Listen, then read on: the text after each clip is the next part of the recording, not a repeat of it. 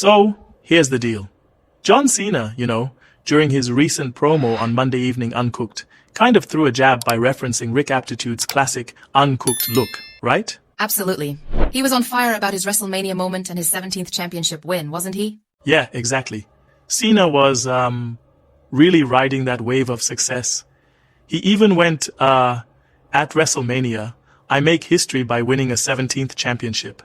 And then he threw in something about the Joy system jet-flying and Rick Aptitude's signature, if you catch my drift. Right. And the whole point seems to be, well, a display of both banners of legacy and that never-ending woo. Yeah, and Rick Aptitude's reaction was something else too. Instead of getting all riled up, he said he's, just satisfied to be alive to listen to it. That's a pretty, unexpected take, isn't it? Not every legend brushes it off like that. Exactly, Yeah. especially after having faced his own challenges. Remember, he mentioned a health scare back in 2019, and honestly, he seems to have taken it all in stride. I mean, it's like he's saying his legacy and his woo are so integral that even Cena's cheeky references just reaffirm his place in history. Totally. It's sort of a reminder that legends don't get erased by on-air trash talk. He basically quipped, "They have been trying to get rid of the woo for 50 years. The woo ain't going away, and neither is Rick Aptitude." Interesting that he sticks to that vibe. But don't you think there's a layer of mutual respect here? Oh, for sure. Sure, Cena was trying to march his own narrative forward, especially with his farewell run looming. But Rick Aptitude clearly wasn't intimidated. Instead, he even threw in a line about how he wished Cena had nailed the Royal Rumble this year. That's, pretty telling. Even if you're a top competitor, you can appreciate when your opponent, or admirer really, is having a good run. Right, and then there's that subtle commentary on, turning Cena into a heel.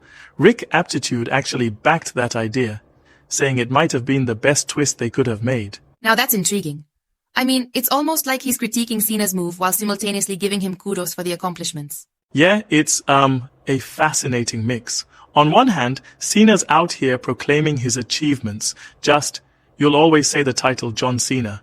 But on the other, Rick Aptitude remains cool, almost amused by the whole spectacle. I have to wonder, though, isn't it a bit odd for a legend like Rick to be so chill about being referenced? Shouldn't there be some, sting? Well, you could say that, but honestly, it's more like he's seen it all before. I mean, he's been in this game long enough, and it seems like, each jab just adds another chapter to his saga. Plus, staying relaxed shows he knows his value. That makes sense. It's like when you've been at the top for decades, even the flashiest insults become part of your charm and narrative. Exactly. And think about it, it's almost like a rite of passage in wrestling history. Cena's remark isn't just a simple promo. It's almost an acknowledgement of Rick's, enduring influence. Yeah, kind of like saying, I'm stepping up, but I respect what came before me. Right, and it also subtly underlines the idea that, despite any persona shifts, like turning a fan favorite into a heel, the heartbeat of wrestling remains constant, That classic woo is forever. I like that. It's almost poetic, a passing of the torch, but with a twist of humor. Yeah, it's like, a friendly nod amidst the theatrics. And then there's also the personal element.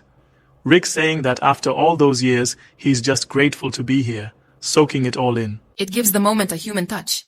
I mean, we get caught up in titles and triumphs, but here's a reminder that there's a real life behind it all.